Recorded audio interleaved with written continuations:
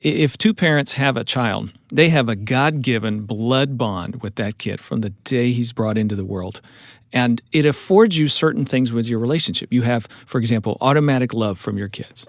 You have automatic grace and forgiveness. You get automatic respect with this attachment bond. You get automatic affection with this attachment bond. Now, a stepmother comes in and she doesn't get automatic anything. She has to earn every bit of it. Well, she may get automatic. But it will be pushback or resentment or rejection. Exactly. Or rejection. Because she's a new person on the block at that point. That's right. And she's often viewed as a person I don't want in the circle.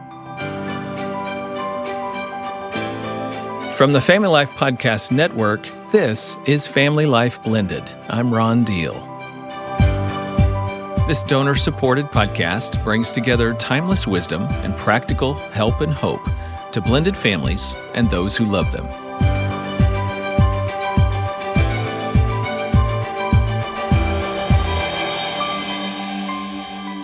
I'm so glad you've joined us in this journey. Welcome to episode 55, The Smart Stepmom. Hey, do you like learning from home? Well, if you do, periodically I'm teaching virtual classes on Zoom. We'd love to have you join us. To find out how, you can follow us on social media or subscribe to our newsletter. Check the show notes to learn how.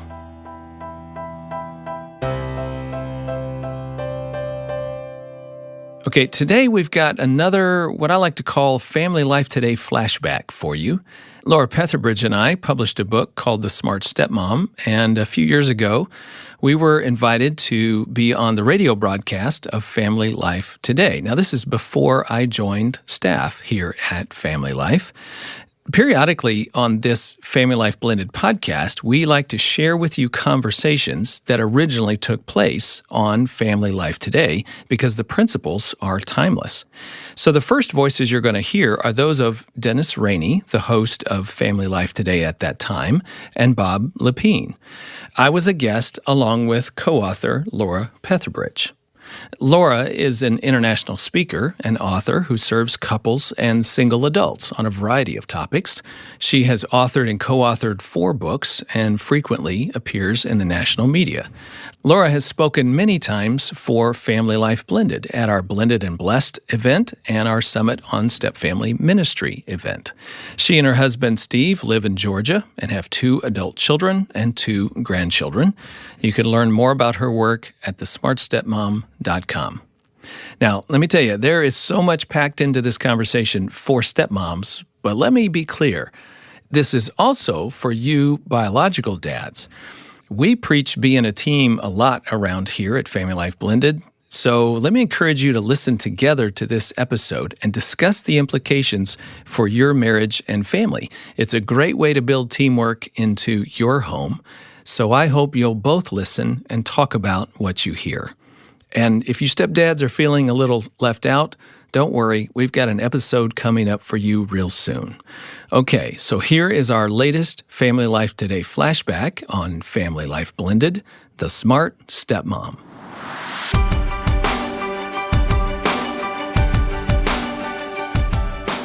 You know, we get a lot of emails from listeners, but one of the things I've seen listeners say a lot that has been encouraging is we appreciate the fact that you guys don't put a veneer on what's going on in families. Right. You tell it like it is. Try to be authentic. Now, we do get some folks who write from time to time and say, it sounds like it's just a beaver cleaver perfect family when we listen to Family Life Today. I'm not sure what broadcast they're listening to because I've shared enough of my mistakes on this broadcast that I don't think the Cleavers ever experienced. But we have a pair of people joining us on the broadcast today who know about a different type of family other than the Cleavers. Ron Deal and Laura Petherbridge join us on Family Life Today. Laura, Ron, welcome to the broadcast. Thank you. Thank you. You guys you've collaborated to write a book on step families. You've written a book called The Smart Stepmom. Ron, you've been in this area ministering for now close to 2 decades. Mm-hmm. You've had a vital ministry, counseling and writing and training in churches across the country. Laura, you've done a number of divorce workshops and have created material there. And this issue is a relevant issue today. Ron, you were telling me that over 10 million stepmoms today? And that's a conservative estimate in the United States, over 10 million stepmoms. And it actually could be quite a bit higher than that, but with the census doesn't keep the kind of records that they used to. Stepmoms are very, very common within the church and within the communities in the United States. And Laura, you're one of the 10 million, right? That's right, for more than 24 years. And tell us a little bit of your story. How did you become a stepmom? Well, I went through a divorce in 1984, and then a couple years later, I'm remarried. And the man that I married had 2 children, and they were 11 and 13 at the time. And did you know what you were getting yourself into? Absolutely not. Yeah, but you actually grew up in a home that had 2 stepmoms as a child. That's and right. As an adult growing up, right? That's right. I've had 2 stepmoms of my own, so I falsely assumed that would prepare me for being a stepmom, and that was wrong. What one word would you use to describe your stepmoms? Pick 2 words, one for each. Just as stepmoms. Oh, for my own stepmoms. Yeah, from your own experience. The first stepmom, I would say jealous. The second stepmom, I would say compassionate. So you did have a little bit of a picture of what not to do and what to do when you became a stepmom, but you said you still weren't prepared for it. Yes. I mean, I knew some basic things like try not to become their mother, but I was older when my dad remarried the 3rd time, so, my second stepmom, his 3rd marriage, was a little different because I was an adult, so I approached it a little bit differently. But, yeah, my first stepmom, I realized as time went on that she was just very jealous of him having 2 children with a former marriage. And, Ron, is that the number one mistake stepmoms make, assuming they can step in to be a mom? And I think so. I think, we have in our society and our culture what we call the motherhood mandate. And that is simply the idea that women are the emotional connectors in the family. They're the ones who caretake, and they're also the ones who connect emotionally with people in the family and kind of the centerpiece, if you will. Well, if a stepmother comes in and tries to take that center place, there's already a mother. Even if she's deceased, there's already a mother. And so she may feel like that the expectation of her is that she become the emotional connector. She may believe that that's really what she wants. And also, by the way, that takes care of her because she moves from an outside role to an inside role once she's emotionally connected with everybody. But as she tries to move into that place and move mom out, that's a huge mistake. a lot of resistance occurs there. Absolutely. It just emboldens the resistance, I think, within children, whether they be children or adults, As I was reading through your book, I was struck by the quotes from stepmoms that you have in there. Every one of the quotes, it seems, drips with emotion. Absolutely. Disappointment, discouragement, unmet expectations. This is really what you were attempting to do as you wrote this. You wanted to come alongside stepmoms and help them understand what normal is. That's right, because stepmothers typically feel very lonely. They feel very isolated. They feel ostracized and outside of the family circle. And they feel very rejected, sometimes even by their husband.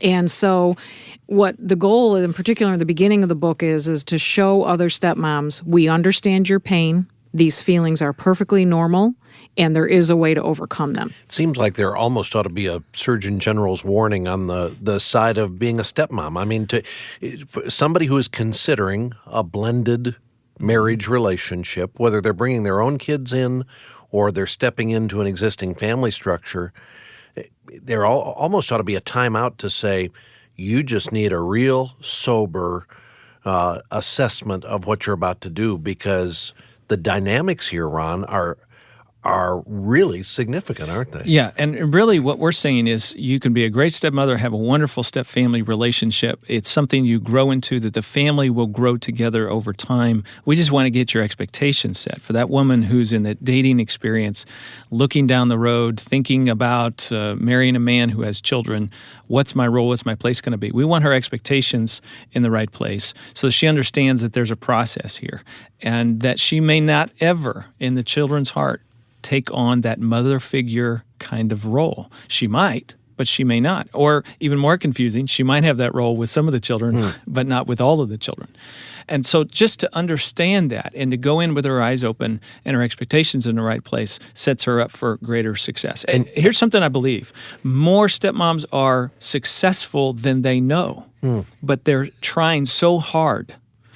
And then and more than likely, their standards are so high. That's right. They're trying to fulfill that motherhood mandate. And what we want them to know is that there's just a different standard. It's a different dynamic for a stepmother's relationship. Again, it can be great, wonderful, even beyond your expectations.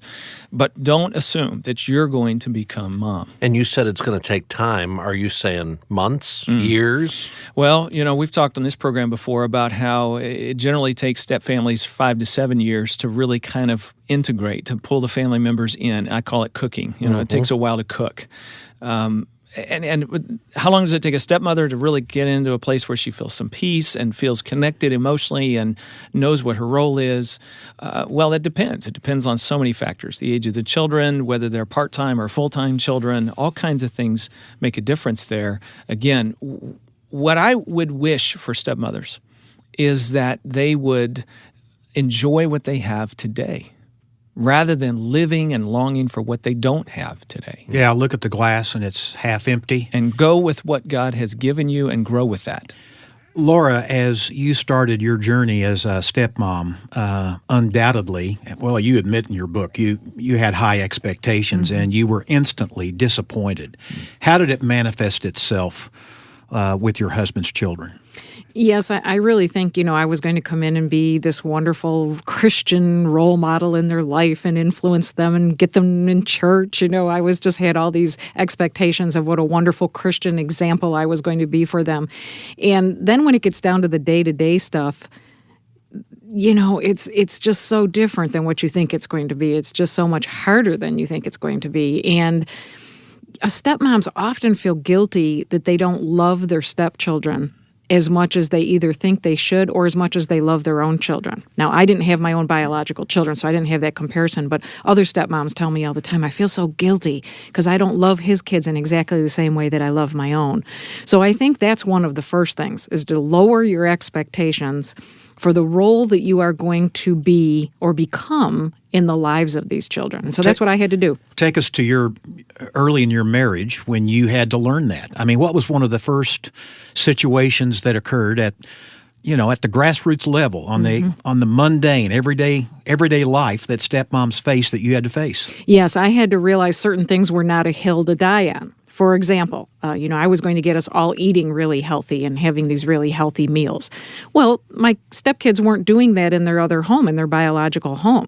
So, of course, when they came to my home, there's going to be resistance to that. It wasn't my job to try to change that in their life. They have a mom, they have a dad. Those are the two people in their lives that should be seeing that they're eating healthy or going to church or any of those things. It wasn't my job. And so I had to learn to let go of the things that were not my job as a stepmother, and to only focus on becoming as godly of an example and influence and role model in their lives as they would let me become.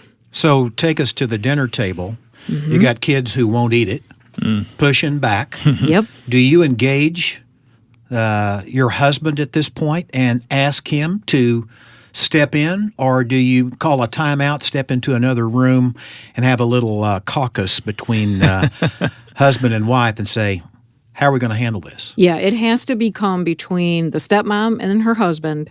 How important is this in our home to you as the dad? And then depending on how important it is to him, that's how much further you can take it. And Laura has just introduced one of the most foundational concepts to a successful stepmother, and that is she works with her husband.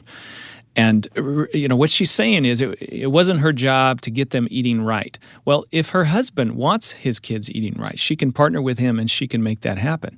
But if the stepmother is trying to assert new rules, new standards of conduct, new ways of behavior, and none of the biological parents want that, meaning biological mom in the other home or biological dad, he doesn't really care about that, then it's not going to happen. I mean, it's just going to create more conflict in this particular situation. So for her to go kind of behind closed doors, as you suggested, and have that powwow with her husband and figure out what the standard's going to be, and then together kind of present that standard, That position of unity is going to actually get things done, and it's going to empower the stepmother to be able to follow through. So if he says, this healthy eating thing, it's really not that big a deal to me, I'm thinking of you going, well, it ought to be. Mm-hmm. Yeah, that's what I did. That's what I did wrong. I would try to push the issues that I felt were important. Now, when you get into moral issues, that's where it gets really, really difficult. Is I get emails from stepmoms constantly. Their issue isn't food.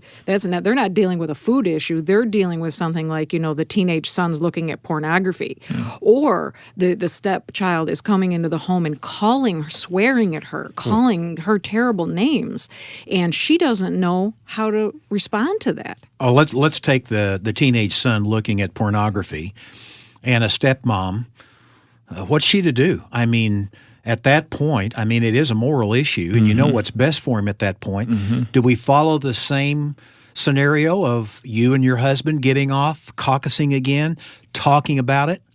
And what if he doesn't do anything any different, doesn't think it's a big issue? Let's take this in layers because it's an excellent question. And again, there's not one single answer. Let's remember that a stepmother's role is going to develop and change over time. If this is a stepmother who's been in the life of this child for many years, they have a good bonded relationship, and she feels like she's got enough money in the bank with this young man, she can address him directly.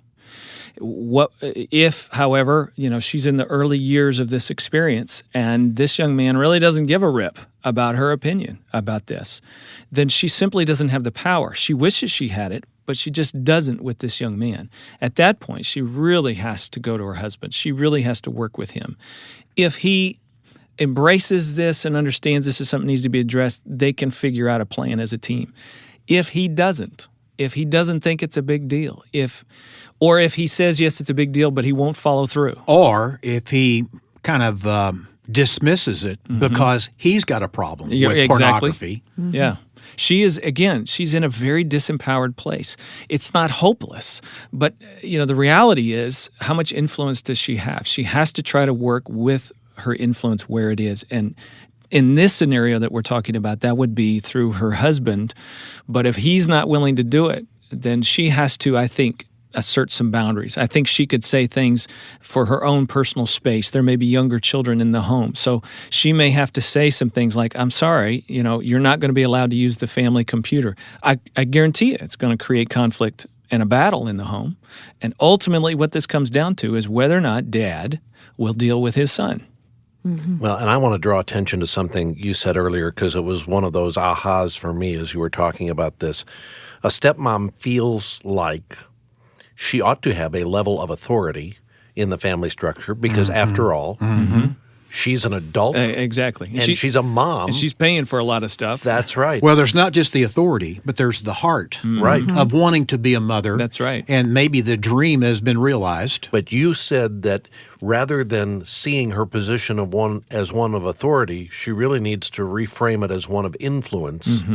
And start to look at how can I be an influencer in the lives of these children, and even in my husband's life, if there are some of these issues that need to be worked out.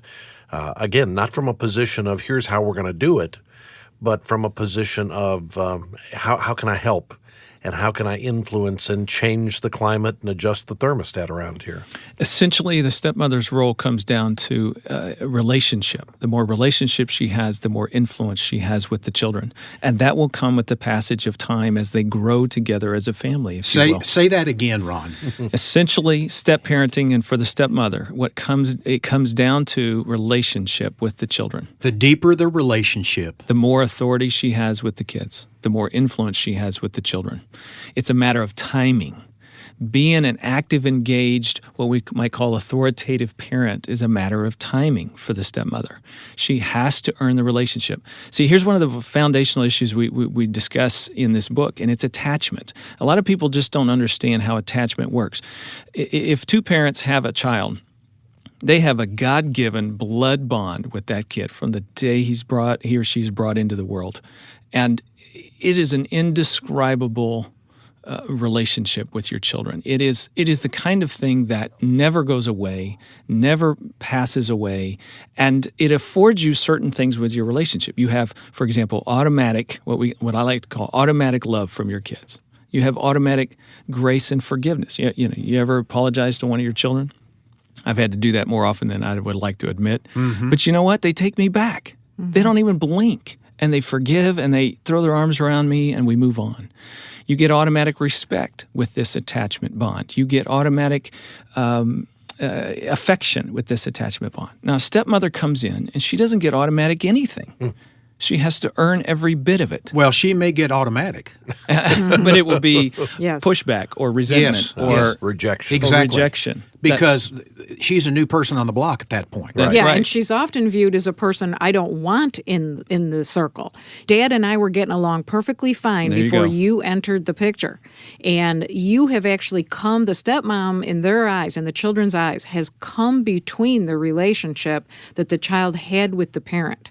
So she is not viewed as an ally. She is often viewed as the enemy and the person that it is my job as the child to get you out of this family. And so there's usually a mission in the eyes of stepchildren to get the stepmother out. How many kids have you ever run into that said, someday I hope I'll have a step-parent? It's just not part of the fantasy we have of life. By the way, that works the other side. How many women do you know that have ever said, someday I hope to be a stepmother?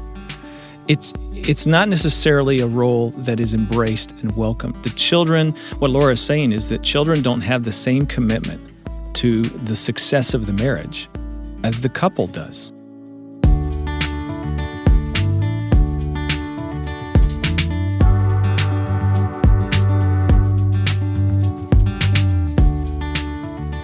You ever thought about the fact that in a lot of cartoons, the character that is the personification of evil is a stepmother? You ever thought about that? I haven't. But one of our authors described herself as a wicked stepmother. Yes, it really, it sounds bad, but it's really, the reason I put that in the book is because I want other stepmoms to understand that it's normal to feel that way. I can remember looking in the mirror one day thinking, what have I become? Because I was feeling so wicked about all the issues that we were dealing with as a family and some of the emotions I was having towards my stepkids. And I thought, like what? well, just some days wishing that their mother would move to another state and I wouldn't have to see them for 6 months. It's a terrible thing to even say.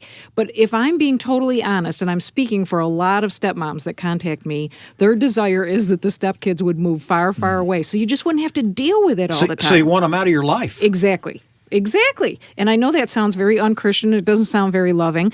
But if we're being honest, that is often the thought that is going across the stepmom's mind is, this is so much more complicated than I thought it was going to be.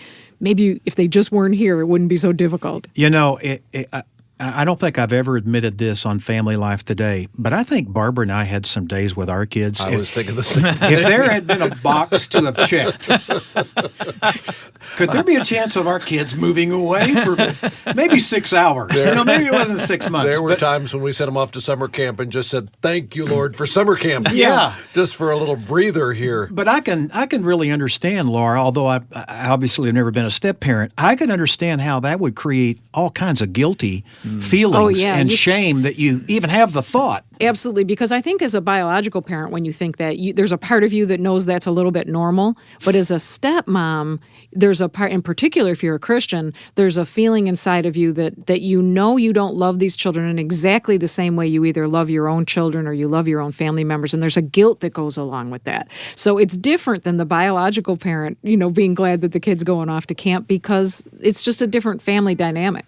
And I think part of this guilt is rooted in self-blame. Stepmoms are really hard on themselves. Yes. As Laura and I did the research for this book and talked with stepmoms, and we developed a team of stepmoms who advised us about different aspects of the book.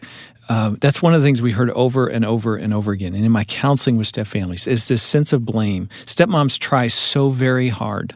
And if they keep kind of beating their head against a wall and can't quite get into a child's heart or can't quite figure out how to deal with the power issues and being a parent and so on, they really, really struggle. And oftentimes they just feel so isolated and alone. They don't know what else to do. They kind of blame themselves. Mm-hmm. Here's a scenario I imagine, and tell me if this is kind of a typical scenario. A woman who either has her own children or maybe she's never been married, but she is met this guy. She's in love with the guy. They've started dating. She's met the kids. She likes the kids. They seem to like her. They've done some fun stuff together. The kids have affirmed her. They've said some really sweet things to her. And as she and the guy are thinking about getting married, she goes, I know this is going to be challenging, but I really think this is going to work. And so she's hopeful. She has a lot of hope for what's coming up. And really, that's rooted in the idea that dating is going to be reflective of actual married life. And I think one of the cruelties of this for many people is that dating is inconsistent with step family or first family, the dating relationship and That's right. And the marriage. It's not a real picture of a relationship. No, exactly. Is it? But let me jump ahead now. The mom is married to the husband, and all of a sudden, the kids are not acting the way they were acting during the courtship phase. In fact, she's seeing anger in them she's never seen before. It feels to her like they're starting to sabotage the marriage, trying to come between her and her husband. And this job of step-parenting is much harder than she ever imagined it was going to be. And she's wondering, I don't know that I'm cut out for this. I don't know that I can do this and do it well. Is that fairly, have I described it? It sure is. And one of the things that you're mentioning, which is very realistic, is that the stepmom thinks that the children will just continue to embrace her and that they will want a new mother. But in reality, in particular, if there's been a divorce, when a parent remarries after a divorce, it kills the dream for children that their parents will reconcile. So part of the reason children are so resistant to a new step-parent is that all of a sudden... The parent trap isn't going to happen the way That's it did in the absolutely movies. right. You are never... This is the reality. Now daddy cannot go back to mommy because he's got a new wife. In effect, the new marriage is another loss. Yes. For the children, stacked upon the previous losses that they've had. I think one of the things that we really try to help stepmoms understand in this book is that if you're a stepmother, you're a grief counselor. Because you and yourself, you're going to go through some losses, but the children that you're helping to raise, and if you have your own biological children, everybody goes through some transition that basically represents loss, and that's tagged on top of the losses that got you into this situation, whether the biological mother passed away or there was a divorce. You're a grief counselor. The loss is just going to be carried right into the new family experience on through the years. It's not just going to dwindle down and go away. It's going to be there for the duration. Well, I just have to ask at this point, given what we've just laid out, should anybody even try this? There's part of me that goes, sure. We're talking about one of the most complicated, difficult assignments could be handed to somebody. Do this at your own risk. Or should you just leave well enough alone and not try to make this happen? Bob, you said a key word there, risk. I truly believe that, life is a risk in a sense, and marriage is a risk. I always tell people you're always working on your marriage because your marriage is always working on you. Right. I mean, God uses it to disciple us, to train us, to refine us. And the same thing is going to be true of a stepmother experience. She's going to encounter some things she didn't count on. She didn't know she was going to need grace for. And it's going to transform her and deepen her love and her ability to walk with grace if she'll listen and learn from the experience. But we do want people to have their eyes open. And I think it's an interesting notion to tell people who are dating that as a single parent, it's a legitimate option to stay single, to raise your kids, and to do a good job with that. And but the step-parent experience can also be incredibly rewarding for people. Oftentimes, they have to travel a bit of a journey before they get to the rewards. And that's the encouragement we want people to realize. The risk does bring reward. The risk actually is seen in the statistics around the number of blended families that end in divorce. It's actually higher than first-time marriages. Definitely. And it goes up with every successive marriage. What exactly are the statistics, Ron? Well, the remarriage divorce rate is at least 60%. If we refine that to couples who are remarried with stepchildren, it's 66%, around two-thirds. So it goes up even higher. That's right. In a third marriage, according to the U.S. Census, the divorce rate is about 71%. Wow. So there are challenges that come with children being added to the marriage package. What I like to say is, it's one thing to be a couple, it's another thing to be a family. And if somebody is considering a blended marriage right now, they're listening and they go, this sounds really scary, then good. I mean, we have sobered them appropriately. Mm-hmm. Absolutely. If somebody's on the other side of the fence, they're already in a blended marriage and they're going, I knew it was hard. You guys are just confirming what I've already been experiencing. Well, good, because there is hope, Laura, when somebody realizes, okay, I'm not atypical. What I'm experiencing as a step-parent is not unusual, right? Yeah, so one of the number one things that stepmoms say to me when they come to my workshop on this topic is it's just so wonderful to be around other stepmoms that think and feel and have sharing that what I'm feeling is normal. Sometimes just knowing that what we're feeling is normal is there's a comfort in that.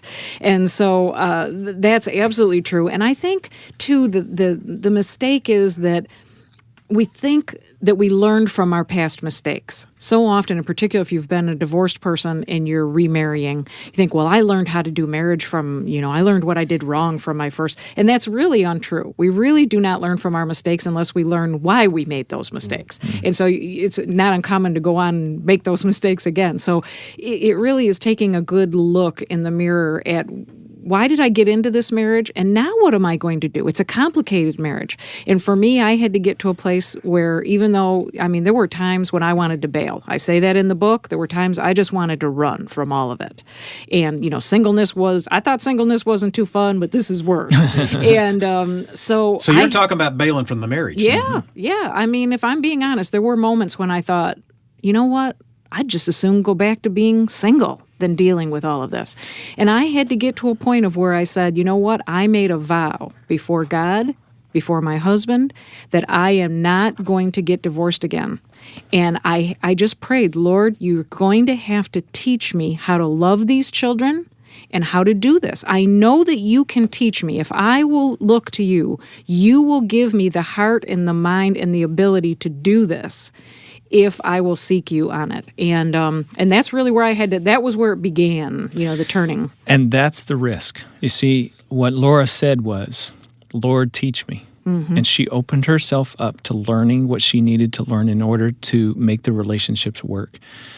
That's one of the biggest risks. And you stop and you think about it. So many stepmothers are there and they've already been through a divorce themselves. They've already had some loss and tragedy in their life. And they've shut down from risk. They have gone into self-protection mode and they are no longer willing. I can tell you that in a study I did with Dr. David Olson that's given birth to another book that will be out at some point in the future, we found that one of the highest predictors of remarriages that come apart is fear.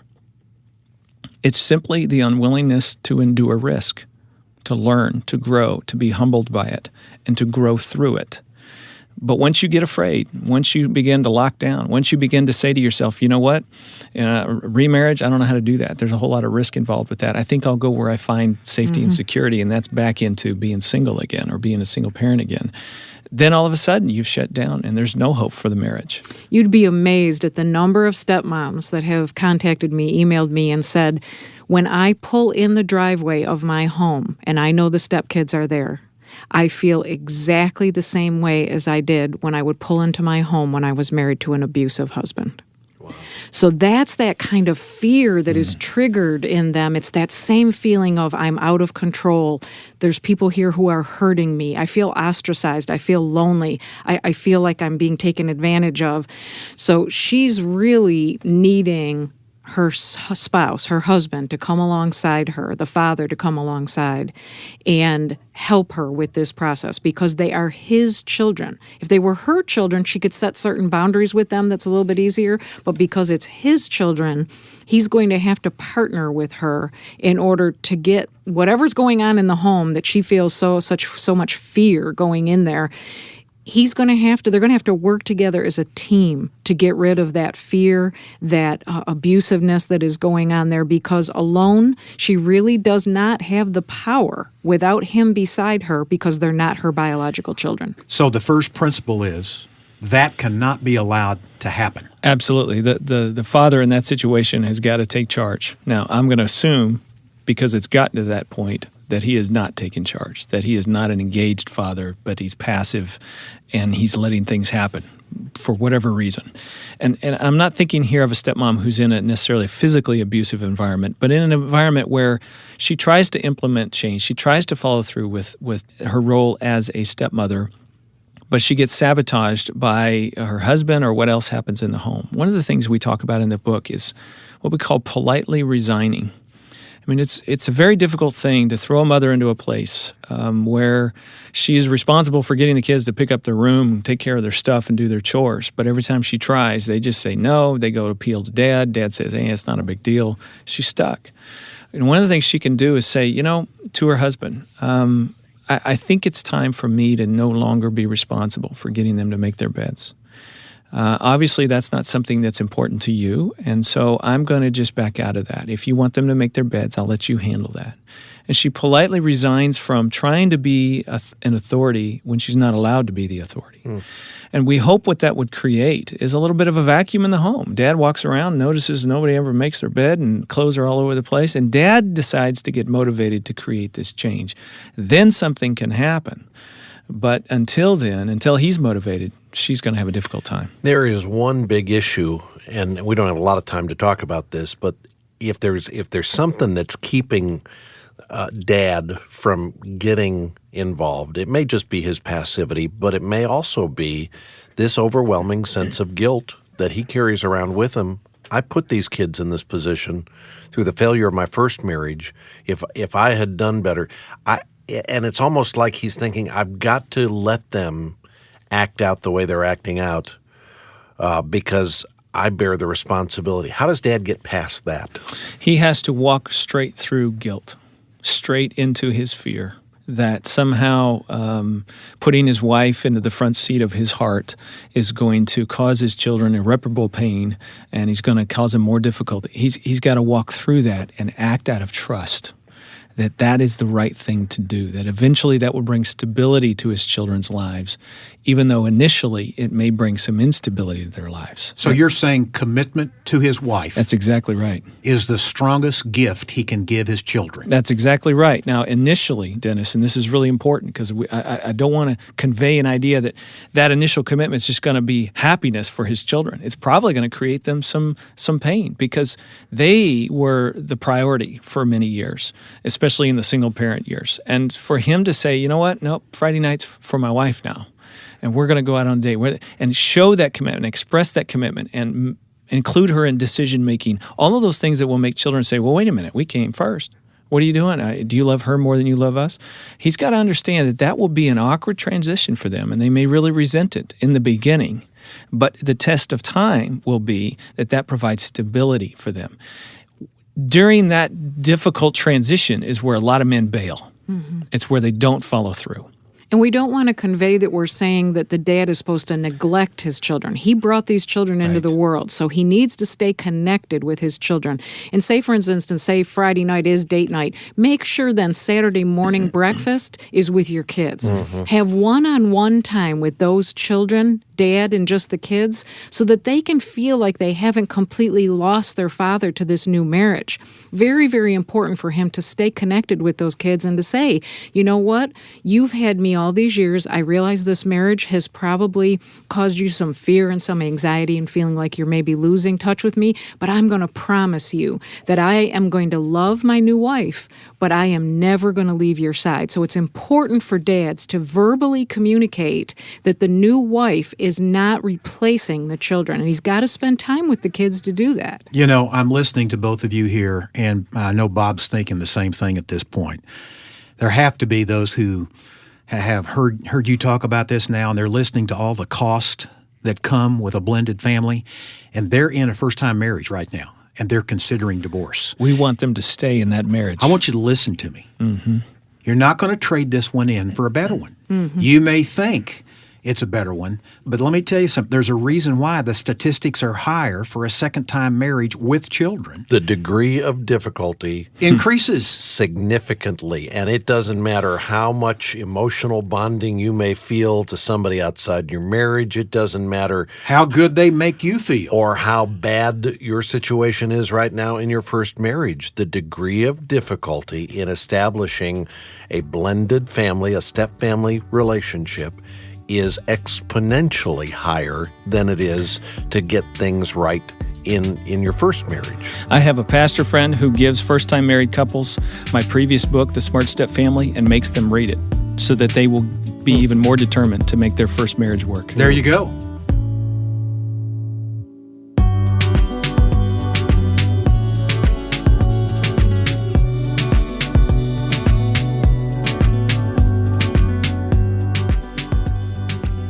Let's talk about having biological children of your own. In other words, having a child that you biologically create and then rear together as a couple. I mean, that's going to create additional issues for step families. Where should a couple start who are in a step family, who maybe have hers and his or just his? Or just hers. But now they're stopping to think, Should we have an ours? right. You know, first of all, let me say that the research is really unclear, that we don't have an awful lot of really good research. So I can tell you anecdotally what we believe is the best advice for people in general. But honestly, every couple is going to have to decide for themselves whether they want to move towards having a child together. I do think that in general, an ours baby, as we sometimes refer to it and talk about in the book, exacerbates or continues what was. So if there is family health, if the step family is doing well, if the family is molding together and feel pretty good about the relationships, having an ours baby oftentimes even solidifies that even more. Sometimes we kind of jokingly refer to it as the concrete child because it helps solidify everything that's going on in the family. It's not going to create something that doesn't exist. That's right. On the other hand, if things are stressful, don't have an ours baby because it tends to add stress.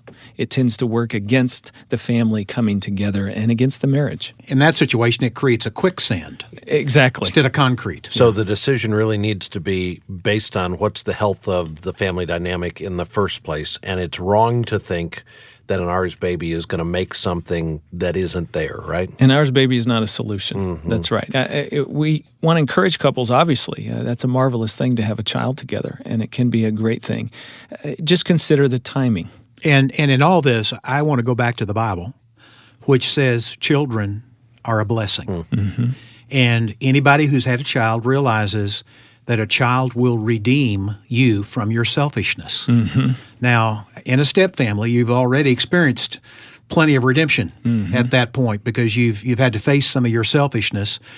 But what I'd want to encourage couples who are in blended families to consider as they think about this is God really encourages us to have children. If we're followers of Christ, let's create a godly legacy here.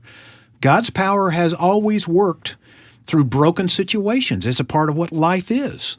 But a couple really need to be in agreement around this decision to have a biological child. Laura, was an ours baby even an option for you guys when you became a stepmom? It wasn't. It wasn't an option for physical reasons and just because I think partially, I didn't realize this at the time, but my dad with his first wife had an ours baby. And I think that had somewhat of a negative effect, even though I was a teenager already. And so I didn't have any resentment towards my half-brother. It wasn't that type of thing. As a matter of fact, I thought he was cute and great. But I do think it's one, for me, it was one more sense of, oh, so now he's got a new wife, he's got her children, and now they have their own baby. He really doesn't need us anymore. You felt excluded? I did. I think I felt that it just, I don't think I realized it until I became an adult and started pondering all the family dynamics, but I really feel that it caused even more of a distance in my relationship with my dad and his wife when they had another child. We've talked already this week about the fact that you have a couple of chapters in your book, The Smart Stepmom, that are written for dads. I was just sitting here thinking, I wonder why you didn't write The Smart Stepdad at the same time you wrote The Smart Stepmom. Both of them need to be smart. It's probably the stepmom who will go buy a book and try to get some help more than a dad doing it, right? Actually, I'm contracted to write The Smart Stepdad. Okay. It's a project that I'm be undertaking in the future. We just came out with this one first, and I'll tell you why. I think it's harder to be a stepmother than it is to be a stepfather. That's an overgeneralization, I realize, and there's always exceptions to that.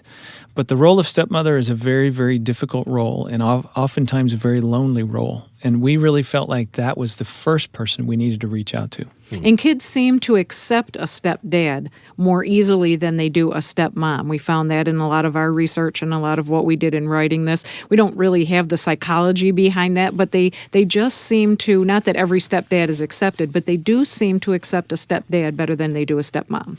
You say in your book there are several things a stepfather needs to consider as he provides love and leadership for his family. Share a few of those with our audience. First and foremost, he's got to declare his loyalty to his wife before his children and before any extended family, for example. Everybody just needs to know that dad and his wife are lifers. Does he sit down with the kids and say, kids, let me just tell you, you have just moved to the back seat, mom's in the front seat.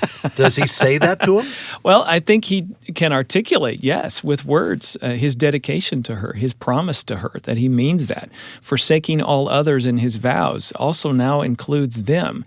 Now, please understand, all things in balance. This does not mean he's neglecting his children, he's leaving them behind. He's going to love them and care for them. Just like a couple in a first family, we talk about this, we take it for granted. A couple in a first marriage and a first family, they spend time, nurturing their marriage relationship and giving lots of time and energy to their kids during those child-rearing years. There's a balance there. Well, this dad's going to do the same thing, but he's also going to be very intentional to let them know that his relationship to his wife is going to last forever, and he's in. I'll never forget hearing Pastor Tommy Nelson speaking at a conference we were doing where he said, I used to tell my boys, if we were ever out in a rowboat in the middle of the lake, a storm came up and the boat tipped over, he said, I want you to know what I would do. He said, I would get that boat flipped around. I would go get your mom. I would get her in the boat. I would dry her off. I would see if she needed some lemonade. I would make sure she was okay. He said, then I'd look back in the water. If you were still flailing, I'd come in after you. And, it can sound almost like he was being cruel to his sons. But there was a sense of security that came with those kids knowing dad and mom are sticking together. With stepkids, it's a little different dynamic, though, isn't it? That's right. But the kids need to know where dad's dedication is so that it settles the issue, so that they don't think there's room to divide and conquer. I hate to keep beating this point here, but your children need to see you as a dad. Leave, cleave, become one. And I know the command in Genesis chapter 2 is leave father and mother. And you're not supposed to leave your children to cleave and become one. But there is a sense here in which you declare your loyalty. I like that word. You declare your first and foremost loyalty to your spouse. Those children need to hear that. They need to see that. They need to know that. And then what they're going to do after they've heard that, they're going to test that. That's right. They're going to test their dad to see if he really means it, and then he has to demonstrate it through his actions. What's another one of the things dads need to do? He needs to trust his wife's heart. Something that will never happen in a two biological parent home. You may have a mom and a dad who disagree about parenting, but you won't have Dennis coming to his wife and saying, look, honey, I think grounding the kids for 6 months is too long. We need to shorten that down a little bit. And the reason you grounded our kids for 6 months is because you don't love them. That just doesn't happen in your household, does it? Right. You don't doubt her heart. You may not agree with her parenting move or strategy, but you don't doubt her heart. But in step families, there's a very dangerous line that oftentimes a dad can cross with his wife, and he calls into question not only something she did from a parenting strategy, but why she did it. And if he looks at her and he says, you don't love my kids, that's why you did such and such. Now, all of a sudden, she's being pushed to the outside, and even in terms of her intentions, her desires to be a helpful, loving parent figure in the life of these kids. That's a very dangerous place to go. And a stepmom will often phrase that thinking in this way. She will say, my husband comes to me and says, you're the adult in this. They're children, you're the adult, or you're overreacting, or you're being too dramatic. When she is trying to set some boundaries or do something healthy for the children, when he doesn't trust her heart, very often the dad will come out with statements like that saying she's being overly dramatic. Now, the stepmom's got to take a step back and say, am I being overly dramatic? Am I being a drama queen? Am I being unrealistic? Doesn't mean everything she's doing is right, but the way that the dad will often phrase that is not, I don't trust your heart, but it comes out in those other sentences. And I can see how a stepmom would feel that way or begin to express those things because she can get wounded Yes. and get hurt deeply, and then everything becomes an emotional issue at that point with the kids. Absolutely. That's right. And she, at that point, is being accused of being wicked, which she knows she's not. She has the best intentions for these children. I mean, that's why step-parents do what they do. In our experience, step-parents are fabulous people. They love their stepchildren, and they are working for their best interests. And so a biological parent may disagree with it, what a step-parent does, but it's not because they have ill will towards the kids. Right. And so you just have to try to trust their heart. A third principle that we want biological dads to remember is that you need to take the primary parenting role with your kids. You have not you have not married a new mother that you can just hand your kids off to. When you marry a woman and she becomes a stepmother of your children, you have to be the primary dad. You were primary during the single parent years, and after the wedding, you're still kind of primary in terms of the affection, in terms of authority, in terms of discipline, and providing direction for the home. Does that mean that the mom is the primary parent for her biological children? If she has biological children, yes, she's the primary parent for her children. She's the primary go-to, especially if you're going to have a bit of a battle on your hands and you've got to say no or you're going to disappoint the children. We want biological parents primarily dealing with their kids, and the step-parent is gradually moving their role into taking roles with leadership and making decisions on discipline. And you gradually move into those roles as you see that you have the clout? Is that how you do that? Well, part of it for stepfamilies is as much as the child will let you in. A point that we haven't really hit on is I can only have as much of a relationship with my stepchildren as they will allow me to. My husband can be the most wonderful dad and be the most disciplined and, do a great job with his kids and do all the things right standing beside me as his wife, as his bride. But if the children continue to refuse to let me into their heart, then as a stepmom, that's really as far as I can go. So if they're going to stay a porcupine towards me as the stepmother, I have to just accept that and realize my relationship with my stepchildren goes as far as they will allow. Now, when they're younger, it may be to a certain degree. Then as they move into a little bit older, they may let me in a little bit more. They may not. There's no guarantee that at some point when they hit adulthood that magically they're going to start letting me into their life. So it really, the stepchildren dictate how much of a relationship I'm going to be able to have. Is there a point where a stepmom has to so throttle back that she basically gives up on having an in-depth relationship with a stepchild? I think that she does. I think there are definitely stepmoms that have to take a step back and say, my role is to be as godly of an example in front of them as I can, is to pray for them, and is to be a good wife to their father. And that's it. I may never get more than that. And I would add that some life experiences may change the heart of the child and open them to the stepmother. And maybe when they have their own children, that all of a sudden they're humbled a little bit and they realize how great their stepmother really is. And now she has an opportunity. So she may back off of trying. She doesn't ever entirely give up, but she has to temper that based upon the openness of the child. We haven't talked a whole lot about the biological mom in this equation. There are all kinds of different scenarios here. She may have passed away. She may live nearby or out of state. There may be visitation. There may be limited kinds of interactions.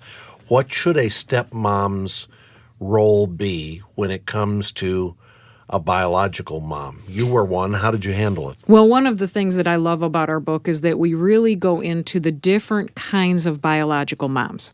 Because how you relate as a stepmom to the biological mom if she is still alive, but even the memory of the biological mom if she's gone, really depends on how the biological mom responds to you, how she responds to your husband, how she responds to your family. And so we give different scenarios of the different types of biological moms and how to cope with and get along with. The goal should always be to try to get along with the biological mom as well as you possibly can. This is where Romans 12:18 comes in. If possible, as far as it depends on you, be at peace with all men, right? That's right. And that may mean taking the higher road. That may mean overlooking some cruel or nasty comments sometimes. That doesn't mean you allow that person, the biological mother, to treat you like dirt. It doesn't mean you're supposed to just roll over and play dead. But it may mean that for the sake of the children, you do what is best for them and brings the most peace into their life. For example, I had a stepmom just recently say to me, every time I go to my stepson's baseball game, the biological mom makes it very obvious that she does not want me there, that she doesn't think I belong there. She storms around the field, and it makes it very uncomfortable for my stepsons. And my advice to her was, don't go to the games. Even if your husband wants you. She said, my husband wants me there. And I said, you know what? You and he need to sit down and talk about this because it's causing tension for the child. Not that you're doing this for the biological mother. You're doing it because you can tell this is causing stress for the child. Would you ask the child, let's say it's a 15, 16-year-old boy or a girl, and it's their game you're going to. Would you ask them what their opinion was at that point? I would. I would probably have the dad and I together, not just the stepmom, but knowing that kids in divorce often do not tell you how they really feel. You have to always remember that. They often won't tell you exactly what they're thinking or how they're feeling. But if possible, to sit down with Joshua and say, Josh, it appears that your mom is really uncomfortable when I'm at your baseball games. Would it be easier on you if I didn't attend as your stepmother? So you don't use it to trash. You don't trash the biological mom. Never, never, never, never. And we'll always come back on the stepmother and work against her. That's right. You always want to address the situation, not the woman, not the person. You were pretty adamant, never, never, never, never, never. What if a biological mom is doing stuff that you just feel like you've got to address with your stepson or stepdaughter, where you can't affirm or approve the behavior? You've got to speak up and say, that's just not right. You absolutely do. You have to go to them and say, you know what, Joshua, I'm really sorry that you're experiencing that you're having that kind of turmoil in your home. That must make it very confusing to be at your mom's house and experiencing one thing, and then when you come in this house, you're doing something completely different. Let's talk about how that makes you feel. You don't ever go to, your mother is a bad mother because she's, allowing you to watch R-rated movies or whatever it is that you don't approve of. You don't attack the parent. You attack the behavior and the choices. You were quick to say that it works against the stepmom. It does. When she says anything negative about the biological mom. What's behind all that? Even if the kids agree with her, even if they realize their mom is being disrespectful and out of line, it emboldens their loyalty. And what that means is mom's going to be right. And if you try to step into her role, her place, if you try to criticize her, I'm going to take up for her and defend her. It's just what loyalty leads me to do. And so that will put me against you. So even if mom is an alcoholic and she is, she's shown up drunk at school functions and embarrassing the child, if the stepmom comes along and starts to talk about, it's just not right for your mom to be drinking the way she is, you're saying the biological son or daughter is going to go, don't talk about my mom like that. More often than not. There's always exceptions to that rule, but more often than not, what we would want the stepmom to do is have a spirit of grace about her. I think Laura is absolutely right. You have to speak to truth with children. and realize that sometimes that puts them in the middle. That puts them in a loyalty bind where they're trying to decide whose truth they're going to buy into. But I think we don't avoid truth, but we present it with a spirit of grace. So that stepmother, for example, in that situation could say, I'm sure it troubles you. I can see on your face it troubles you when your mom comes. And we want better things for your mother, and I pray for her all the time. That sort of softness, that sort of grace presentation allows you then to have some influence and to minister, and I'll use that word, minister, to the heart of that child that's struggling over their mother's alcoholism. And that affords you influence. But to stand up and say, oh my goodness, did you see your mother? What a disgrace. You will set that child against you. And another thing, Bob, in using that example about the alcoholic mother, I think another thing that stepmoms can do is allow themselves to be really transparent in front of their stepkids. Now, you don't want to lay all your dirty laundry up. But for example, if I was dealing with that issue, I would say, you know what? When I was younger, I used to drink really heavily, and I'm sorry that I did that. And I know what it's like to be around people who are drinking too much, and boy, that must be really uncomfortable for you. I'm sorry you're experiencing that. Go to that level of compassion and sympathy with the child. Again, not bashing the mom, but relating to the child on what the pain that they're experiencing. And if you didn't drink years ago, you can say, all of us have made exactly whatever kinds of choices that we look back on with regret, and we need to pray for one another here. Here's the principle for stepmoms. When you extend grace, you get grace. When you criticize and get negative and try to exclude people from the life of the child, it tends to exclude you. I'm sitting here thinking about the stepmom who's raising teenagers. And when the biological mom gets her time with them, they're walking into a situation where she's cohabiting. She's not married, and maybe she's cohabiting with a new guy every 6 months. And they're seeing these men come and go, some abusive, some not. And I mean, if I was a stepmom at that point, it'd be really tough to control my tongue. Absolutely. Are you telling me that a stepmom in that situation has to be filled with grace? Same thing, not criticize, keep her mouth carefully shut at that point? She's going to be filled with grace, but I do think she has to speak truth. And by the way, I think she ought to work with her husband so that he's speaking more of the truth, more of the hard truth, teaching his kids about purity, for example. If he says nothing about mom, but simply talks about sexual purity, his children are going to realize, well, my mom is not a sexually pure person. And that's a hard reality for them. It does put them in the middle. It creates that loyalty bind where they're going, but I love my mom, so how do I deal with this? And they ask the question, what about mom? And so they put it point blank to you as a stepmom. Well, and as we were saying, you don't avoid the truth. Like, for example, if that were happening in my family with my stepsons, I would say, you know what, before I let Jesus love me and teach me how to have self-respect and love myself, I used to do things like you're experiencing with your mom. I totally understand why she thinks having these men come in the home and these relationships are meeting a need in her. It's helping her to feel good about herself. But you know what? Let me tell you that I tried that. It didn't work. And this is how I got healed from thinking that was going to fix me. Your mom's just trying to fix a deep hole in her heart in the wrong way. Now let's talk about how we can love her and be an influence in her life. That softness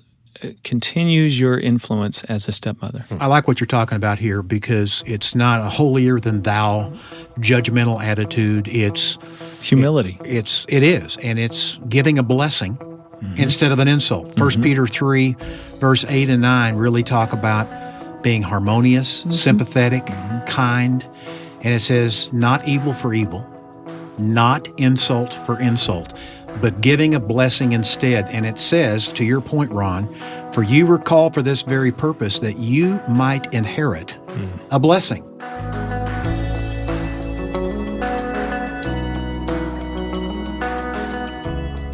You've been listening to a Family Life Today flashback on the Family Life Blended podcast. I'm Ron Deal.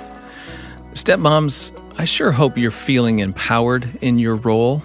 that actually might not make sense when you think about some of the limitations of your place in the home. But when you realize just how much influence you do have through your heart and character lived out in front of children, you realize you're not powerless.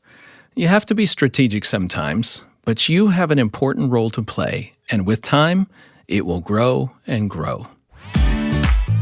If you'd like more information about Laura Petherbridge, you'll find it in our show notes, or you can check it out on the Family Life Blended podcast page at familylife.com/blended podcast. You can get a copy of Laura and my book, The Smart Stepmom, wherever you buy your books, and I would encourage you to do just that. There is so much in that resource that we did not get to talk about.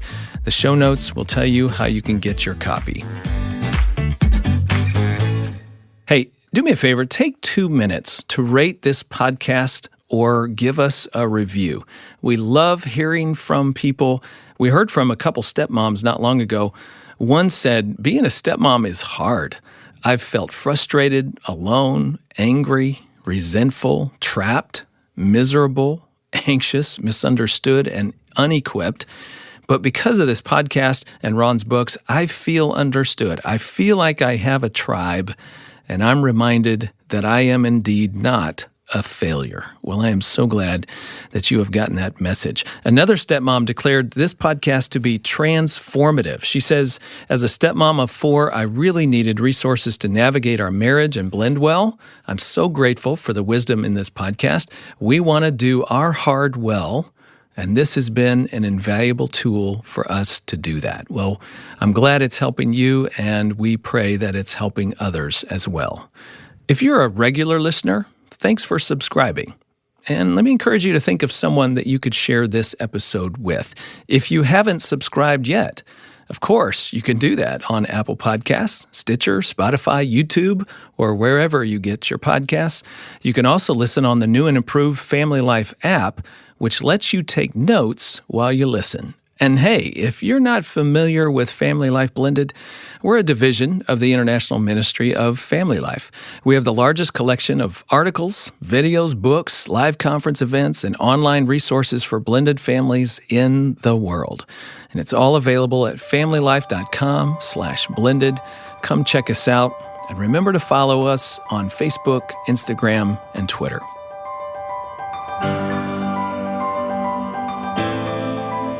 Next time, we'll hear from Terry and Carol Moss and 2 of their adult children as they talk about blending and bonding in an adult stepfamily.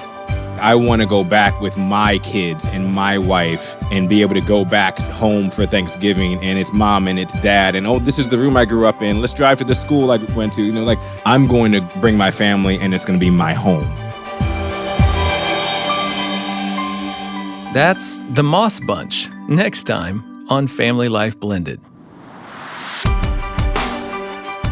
I'm Ron Deal. Thanks for listening, and thanks to our Family Life Legacy partners for making this podcast possible. You can help us produce this podcast and other resources by making a tax-deductible donation specifically for Family Life Blended by going to familylife.com/blended podcast and clicking the donate button, or just look in the show notes for a link. If you become a monthly partner, we'll send you a gift card to our Weekend to Remember marriage conference held throughout the U.S. and Canada. Our chief audio engineer is Keith Lynch. Bruce Goff, our producer. Our mastering engineer is Justin Adams. Project coordinator, Ann Ancaro. And theme music provided by Braden Deal. Family Life Blended is produced by Family Life and is part of the Family Life Podcast Network.